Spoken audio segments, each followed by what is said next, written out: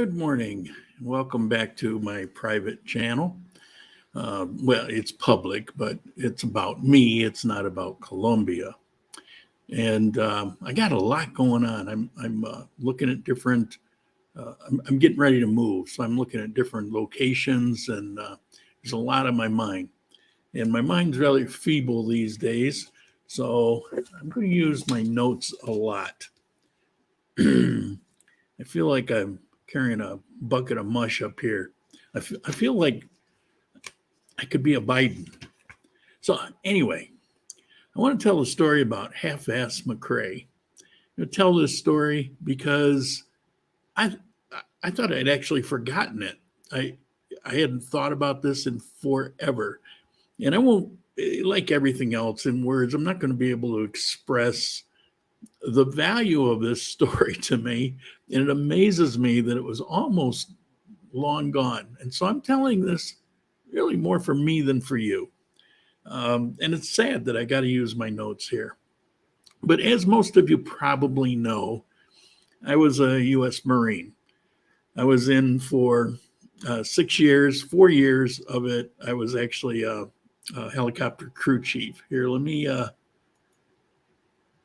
Now, this helicopter, you may see something not quite right with it, especially if you look at the back and if you see all the grease all over it. This was taken immediately after my crash in the Philippines. This was like not even an hour later. I think it was like 15 minutes later, picture was taken.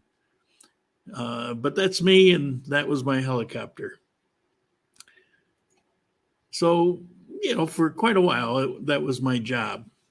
And as far as I went, it's a CH-46, by the way.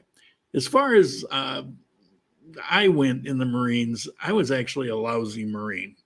I was rebellious. I hated authority. My whole life, it was like that. I can't believe I got out not only clean, but with several meritorious promotions and several good conduct medals. It amazes me because I was ego-centered. In this picture you saw there, let me go back to it. You see that hat I'm wearing? That was just when I went down to the store and have embroidered some stuff on it, and it was not official military, but that's what I wore. You see that flight suit? That flight suit is only supposed to be worn when you're flying, but whenever I was on base, I would wear it around. And occasionally I'd be stopped and told that I was not in proper uniform and I don't have proper headgear. And I didn't give a shit. I didn't care. So I was not your model Marine. However, I learned early on in life that if you're really good at what you do, people won't bother you with the small stuff. And I applied that in the Marine Corps, and the same thing worked. I became top at what I did. Everybody requested to fly with me. Everybody wanted to be on my helicopter because, despite the fact that it crashed, I had the most up hours, least problems. It was well maintained. I barely slept, but I made sure that everybody was repairing whatever needed to be done so that it'd be ready for operations. When I crashed, by the way, it had nothing to do with me or the helicopter or anything other than it was a defective component. And that's actually a whole nother story. I was on the accident investigation team simply because of logistics of where it was in the Philippines. It was a place called Poro Point, and not the easiest place to get to.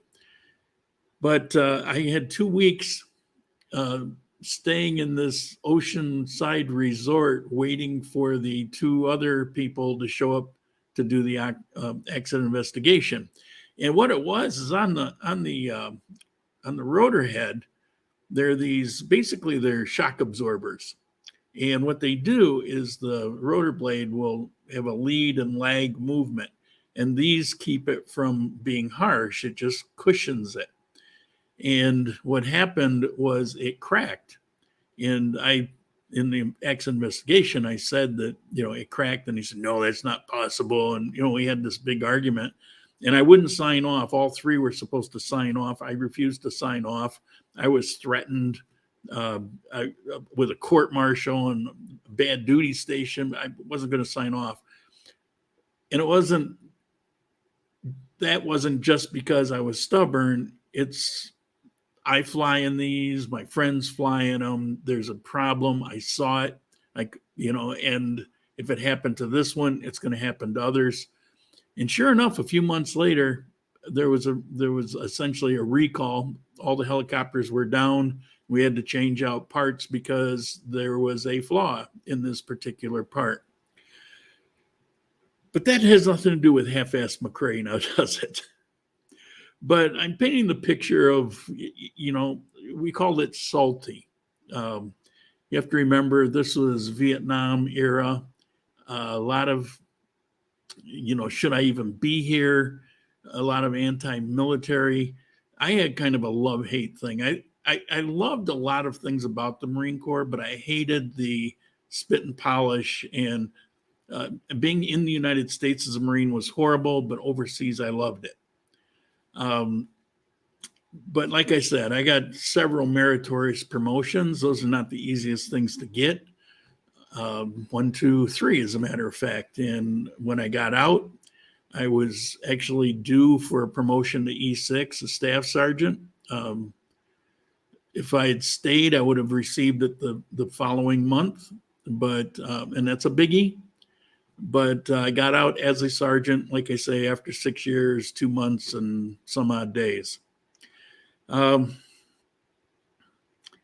was also, even though I was what you'd call a shitbird when it came to the Marine Corps, like I said, I was good at my job. So I was given a quality assurance inspector. You get this little stamp. So whenever anything is done, you have a collateral inspector take a look at it, and then you go sign off after them. And the little stamp, it always reminded me of middle-aged kings, where they would take the wax and put the seal in it with their embossed thing. Well, it was kind of a stamp like that. Okay, so I've always kind of humored myself. But despite being salty, I was really requested. Everybody, like I said earlier, everybody wanted to fly with me. Well, so that's a backdrop of me. Now, once upon a time, 3 new people rotated into the squadron. And 2 of these have no idea why they were there. They didn't belong there. They were recon rangers. Recon rangers are like Navy SEALs. Real crazy bunch. These were fresh out of Vietnam, actually. And we were rotating in and out. Vietnam was still happening at this time. I had not yet gone to my experience there. Probably a couple months away from it at this point. But they had come out of Vietnam. They were assigned to the squadron, didn't belong there. They belonged in some kind of infantry or grunt unit or, with recons. But for whatever reason, the way things were being shuffled, they were put with us for, think about a month or month and a half. And we had a great time. We had a great time just sitting around and cracking ourselves up. We got along great. And the third one was this guy who was real quiet, kept back. He was a crew chief, and he was old. I swear he was probably 30 years old. Well, life expectancy and all. And he was 2 months. I don't remember exactly. He was a fresh warrant officer. He had been a sergeant, and he was awarded warrant officer, like a field promotion. Well, that happens only if you really do something special. And, I asked him about it, and it's nothing. He just ignored me. So, something to understand about the Marine Corps, if you don't know, the Marine Corps, all units are really self contained. So, like in my squadron, we had a mess hall, and all the people that worked in the mess were rotating Marines, and the cooks were cooks, but everybody, no matter what job they have, went through Marine Corps boot camp, and they were all basic riflemen. Riflemen. A lot of them could, shoot expert. So you could have a cook that could be the best trigger man in the squadron. That's just the way the Marine Corps is made up. So we didn't rely on other units to come and support us or take care of anything. We were completely self-contained. So we could pack up our squadron and drop it in the middle of nowhere and be completely functional. And I think that's important to know. So we had our own administration. In the squadron, this administration guy, he was a clerk, was in on one of the conversations. I'm drawing from memory. It's not on my notes. I'm trying to remember how he knew about it, but he was in on one of the conversations where we were pondering why this guy McCrae was awarded this warrant officer thing. And somewhere along the line, we found out, not from him, they had this nickname called Half-Ass McCrae. Well, your first thought is, what, does that just mean he's lazy? I mean, he just doesn't do what he's supposed to do. Then why would he be warrant officer? And so there's a big mystery around this guy. Nice enough guy, just real quiet. So anyway, this clerk found out about it. And one day he comes to me and he's got this photostat. Now, I don't know if you know what a photostat is. It's like the original copy machine paper. So he's got this photostat copy of this guy's record book, not the whole record book, but it was, I believe it was 3 pages. And what it was an award, the Silver Star. And when you get a Silver Star, you get any award in your record book, there'll be a description of why you got that award, whatever award it was. And so this was several pages, and it was written, even though it was military ease, it was written kind of like almost like a story. It was something you could read. Now understand that getting a copy of somebody's record book, that's prison time. But none of us, I don't know, we just were kind of like that. So he brings this to me, and I read this, and I was just astounded. It was a couple years earlier. He was in Vietnam, and he was a crew chief, and he was flying somewhere to do something, pick up somebody, as I recall. Just typical. What these CH-46s were used for in Vietnam, where it was pretty limited. We would carry supplies somewhere, drop them off, then go back. We would fly somewhere, pick up wounded, and then go back. We would take a platoon somewhere, drop them off, and then go back. We were a taxi service, basically, in a pickup truck.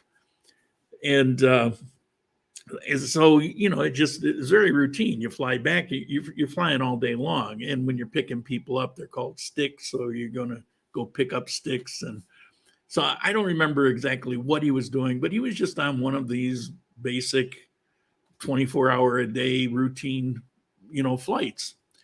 And I'll mention this too, early in the war in Vietnam, the tactic of a helicopter was come flying in like this, and then wherever it was going to land would land. And later, by the time I got involved, and by the time McCrae was there, those tactics have changed. And what we would do would be fly along the tops of the treetops. And when we get to where we're going to go, we would do what was called a button hook, and it would come up and around and come land like that. The reason was they would hear you, but they wouldn't see you until the very last second. And it made a huge difference. Hold on just a second here. Oh, good morning. How you doing? I saw there was a chat thing here. I'm doing this live so I don't have to edit, to be perfectly honest with you, but you're welcome to be here. And you may not find the story all that interesting, but like I said, I'm doing as much for me as for anything else. So anyway, he flew in, and it described his button hook landing. And they were there to pick up. They were there to pick up two people. And as they were on the ground, loading the two people running in, they came under fire from three directions. And quickly the helicopter was disabled. There was McCrae, who was the crew chief, and a door gunner. There was a first mechanic who was also a door gunner. There was a pilot and co-pilot, and then the two people they picked up. Now, the way this went down is quickly several of the people were killed. McCrae used his door gunner, John Wayne style, or door gun. He pulled it up out. Now, the way these were equipped, at least the way mine was equipped, and as I recall, his was the same. You had a 50 cal in one door, the one that I'm standing in. Let me go back. That hatch that I'm standing in, you see the door that I'm actually standing on, that's a half door. That would be up and closed. And then the top part would be open, and that's where a 50 cal would be sticking out. And you see where that Superman S, it's because I flew a whole month without ever going down just before I crashed. God had enough of my arrogance and slapped me down. But where that S is, that's all armor plating.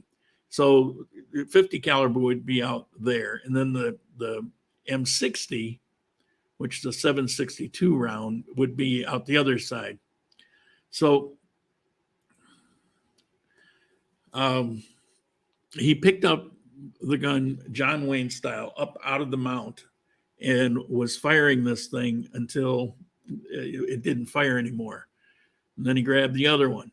And then he had a Thompson submachine gun that he carried. Now, I'll talk about that. And he fired that till it was out of rounds. And then he had his M16, and he fired that till it was out of rounds. And he was the last one alive. And he pulled out his 45. Now, you're issued a 38, but you can check out any weapons you want in a combat zone. So he pulled out his 45. And the way this read, he was down to the last bullet when he shot the last man. Place was littered with bodies. It was several dozen. I don't remember now, but it was more than 2 dozen bodies. And he did this primarily himself because pretty much everybody else was wiped out right at the very beginning. How he didn't die, I don't know.